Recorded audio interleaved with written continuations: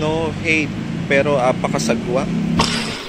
Sagwa tignan, Boss RK. Ang sagwa daw ng motor natin kasi nag-tail tidy tayo. Aray ko! Open naman tayo sa mga ganyang comments, kaya hindi na natin kailangan patulan yan. Kanya-kanyang trip lang naman yan sa mga motor natin. Siyempre kung ano yung gusto mong gawin sa motor mo, ikaw na bahala, gawin mo. Ako, ito ang trip kong gawin sa motor ko. Kaya tara, pakita ko sa inyo, let's go. Ops, bago natin umpisahan, kung hindi mo trip ang tail tidy, mas maganda skip mo na lang tong video, boy. So kung makikita nyo nga dun sa pinost ko, naka tail tidy na tayo dito sa ating Megaforce FI. So etong pag-tail tidy or fender delete, hindi naman na to bago sa mga dating motor pa. Marami na ring mga naka fender delete.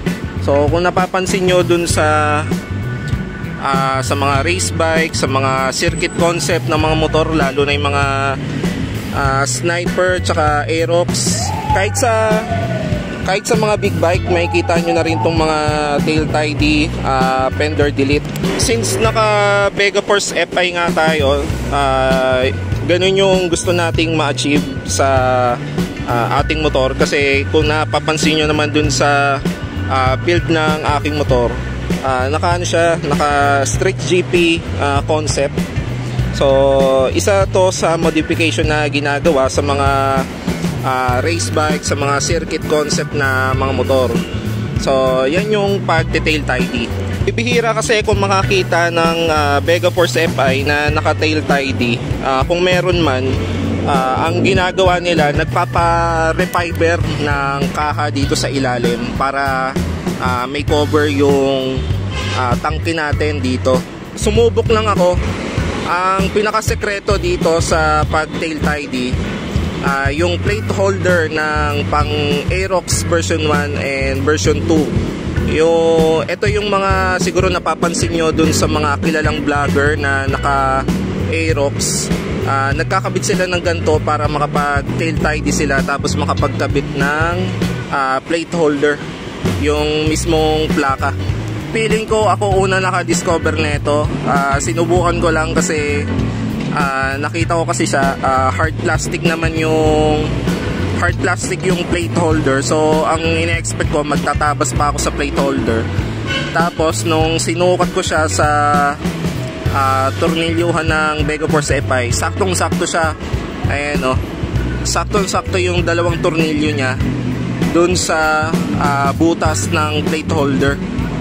Ang downside pala na ito mga bossing, etong kaha natin na to, yung sa may side panel ata tawag dito, hindi mo na siya mailalagay kasi babangga na siya dito. Yan, babangga na siya dito sa plate holder tsaka sa plaka. Pero pwede mo pa rin na maikabit sa diskarte na lang ng magtatabas to para sumakto. Pero ako kasi hindi ko na siya kinabit. Ayan, ganyan na lang ang itsura niya.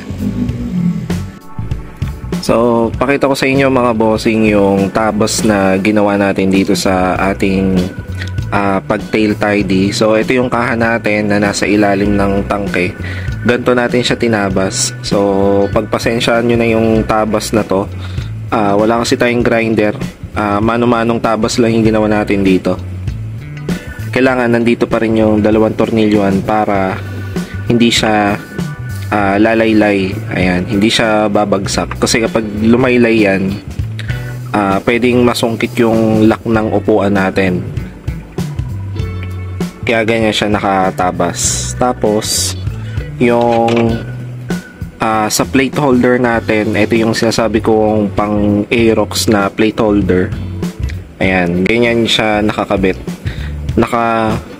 Nakapalaman dapat tong kaha na to. Ayan. Diba? Saktong-sakto. Tapos ito naman yung tinabas natin na tapalodo natin mga bossing. Ayan.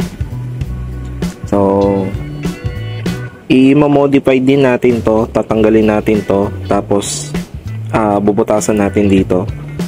Para maikabit pa rin natin siya dito sa tornilyuhan kapag nagtag-ulan, meron tayong tapalodo. Nasukatan ko pa lang siya, hindi ko pa lang kasi siya nagagawa. Pero tuturo ko na lang sa inyo sa susunod na video. So hanggang dito na lang mga bossing. Sana nagkaroon kayo ng idea sa pag-tail tidy natin. Hanggang sa susunod na vlog. Maraming salamat. Ride safe. Peace.